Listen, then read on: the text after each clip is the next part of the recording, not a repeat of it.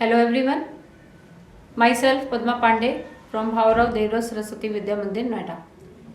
इससे पहले हम लोगों ने स्मॉल स्केल बिजनेस के कंसेप्ट पढ़े थे, जिसमें हमने स्मॉल स्केल बिजनेस की मीनिंग और इसके फीचर्स पढ़े थे। आज हम लोग स्मॉल स्केल बिजनेस के जो गवर्नमेंट है वो किस तरह से असिस्टेंस प्रोवाइड कराती है हमारे स्मॉल स्केल इंडस्ट्रीज़ को, बेसिकली वो चीज़ पढ़ेंगे। तो हमारे दो तरीके के जो है आपके असिस्टेंस प्रोवाइड कराती है गवर्नमेंट, एक इंस्टीट्यूशनल सपोर्ट है और एक फाइनेंशियल सपोर्ट है। उनके बारे में हम आज डिस्कस करेंगे। तो जो आपके इंस्टीट्यूशनल सपोर्ट है वो आपके रूरल एरिया, बैकवर्ड और हिली एरियाज़ को जो असिस्टेंस प्रोवाइड कराई जाती है, मतलब जहाँ पे जो आपके बैकवर्ड, हिली और रूरल एरिया में जो SSI इस्टेब्लिश की गई हैं उनके लिए जो असिस्टेंस प्रोवाइड कराई है गवर्नमेंट ने, उनके लिए सबसे पहले इंस्टीट्यूशनल सपोर्ट दिया गया है। मतलब दो तरीके के आपके, वैसे तो बहुत सारे आपके इंस्टीट्यूशंस हैं, बट यहाँ पे मेन कंसेप्ट जो है वो है नेशनल स्मॉल इंडस्ट्री कॉरपोरेशन, जिसे NSIC बोलते हैं। सबसे पहला इंस्टीट्यूशनल सपोर्ट ये है और दूसरा है डिस्ट्रिक्ट इंडस्ट्री सेंटर। ठीक है, तो इनके बारे में थोड़ा सा हम जान लेते हैं। हमारा जो नेशनल स्मॉल इंडस्ट्री कॉरपोरेशन है वो इस्टेब्लिश हुआ था 1955 में, और बेसिकली इसको इस्टेब्लिश किया गया था कि आपके जो SSI हैं जो हिली और बैकवर्ड एरिया में इस्टेब्लिश किए गए हैं उनको ग्रो करने के लिए, फॉस्टरिंग करने के लिए जो है इसका इस्टेब्लिशमेंट किया गया। दूसरा, आपके जो भी जो है इक्विपमेंट्स वगैरह प्रोवाइड कराना, इजी इंस्टॉलमेंट में इंडिजीनियस जो और आपकी इंपोर्टेड मशीनरीज को मंगाना इजी इंस्टॉलमेंट में। ठीक है, और आपके जो भी हमने इंपोर्टेड मशीनरीज या रॉ मटेरियल मंगाया है उसे प्रोक्योर करने के लिए भी हेल्पफुल स्टोरेज प्रोवाइड कराना। इस तरह के सारे जो है पॉइंट्स जो इसके अंदर में आते हैं नेशनल स्मॉल इंडस्ट्री कॉरपोरेशन। तो गवर्नमेंट ने सेंट्रल बेसिस पे इसे ऑर्गेनाइज किया। अब क्या है, आपका डिस्ट्रिक्ट इंडस्ट्री सेंटर जो है ये कंसेप्ट, इसमें इसका इनॉग्रेशन, इसका जो फॉर्मेशन है वो 1977 में बन गया था और ये इनैक्टमेंट में आया था 1 मई 1978 में। सेम ही जो है ये वर्क करते हैं जैसे आपका NSIC परफॉर्म करता है, बट आपका इसका जो लेवल है वो डिस्ट्रिक्ट तक मेंटेन है, मतलब डिस्ट्रिक्ट लेवल तक ही ये आपके परफॉर्म करता है। मतलब जो लोकल रिसोर्सेज है उन्हें मोबिलाइज कराने का काम, और आपके जो वहाँ के जो आपके फार्मर्स हैं उनको एम्प्लॉयमेंट देने का काम। ठीक है, और SSI के थ्रू जो आसपास के एरिया का डेवलपमेंट का काम और फाइनेंशियल इंसेंटिव प्रोवाइड कराने का भी काम आपका डिस्ट्रिक्ट इंडस्ट्री सेंटर करता है, डिस्ट्रिक्ट लेवल में, मतलब लोकल लेवल में, और ये आपका सेंट्रल लेवल के हिसाब से काम करता है। Then what type of assistance provided by the government to hilly, backward and rural area to SSI? ठीक है, first is power. Some states supply power at the concessional rate of the 50%. ठीक है, पावर मीन्स इलेक्ट्रिसिटी की यहाँ पे बात करी जा रही है, क्योंकि मेन सबसे ज़्यादा प्रॉब्लम क्या होती है, आपको इलेक्ट्रिसिटी की रहती है SSI को। तो 50% कंसेशन रेट पे जो है आपके पावर प्रोवाइड कराएंगे। टैक्स हॉलीडे, मतलब exemption from the payment of the tax for 5 years. ठीक है, मतलब कोई भी टैक्स नहीं देना पड़ेगा। अब तो टैक्स का काफ़ी इसमें अदर टैक्सेस के बारे में डिस्कस किया गया है जो कि अब हट चुके हैं GST के बाद से। Then land and water, availability of the land at the concessional rate and water supplied on no profit no loss benefit. Then octroi, ये आपका जो है इस डिफरेंट तरह का टैक्स है। जब हम जो है आपके दूसरे स्टेट में सामान को जो है सेल करने के लिए एंट्री करते हैं तो ऑक्ट्रॉय बेसिस पे होता है। ये सब हट चुका है वैसे भी आपका GST आने के बाद।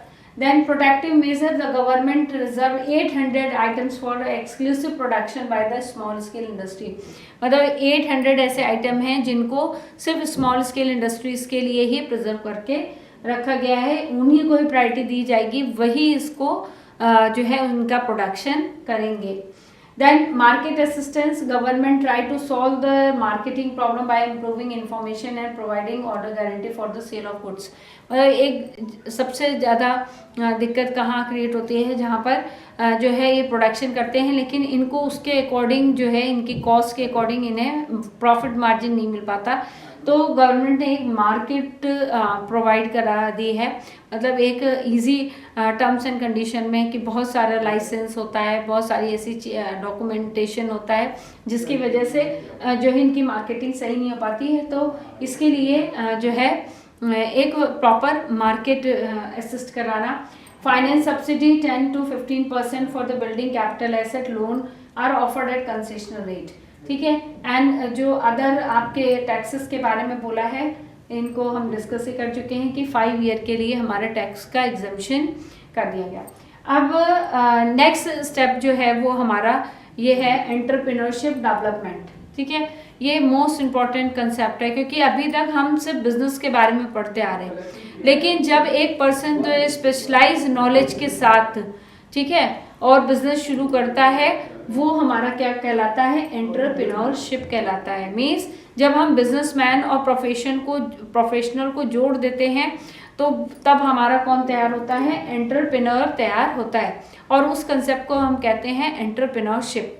अब हम लोग देख लेते हैं as you see in your first slide that the concept of entrepreneurship, entrepreneurship और enterprises, person who perform or run entrepreneur, that is called person who run enterprises, that is called the entrepreneur. And entrepreneurship, the process or action which perform in enterprises is called the entrepreneurship, and the outcome or object or result, it is called the enterprises. So 3 concept involved in the entrepreneurship development. First one is entrepreneurship and enterprises. Let us discuss. अब person कौन होता है entrepreneur, जिसके big dream होते हैं, ठीक है, innovative idea के साथ वो कुछ और करना चाहता है, और जो है जो चीज़ें नहीं पॉसिबल नहीं हैं उनको भी परफॉर्म करना चाहता है। ऐसे पर्सन जो होते हैं वो कौन कहलाते हैं, एंटरप्रेन्योर कहलाते हैं, और वो एंटरप्रेन्योरशिप करते हैं, ठीक है। तो concept of entrepreneurship, enterprises, an entrepreneur is a person who start enterprises and the process of creation is called the entrepreneurship, and entrepreneur is the actor or entrepreneurship is act, okay. The entrepreneur person, that is the actor, and entrepreneurship act, and outcome of the actor and act is called the enterprises, okay. And enterprises is a business organization, that is a firm which provide the goods and services, create job, contribution national income, export, contribute to the overall economic development. आप simple word में इसे समझ लीजिए, the combination of businessman and professional is called the entrepreneurship. The pursuit opportunity through the innovation, creativity, hard work without regard for the resource currently controlled.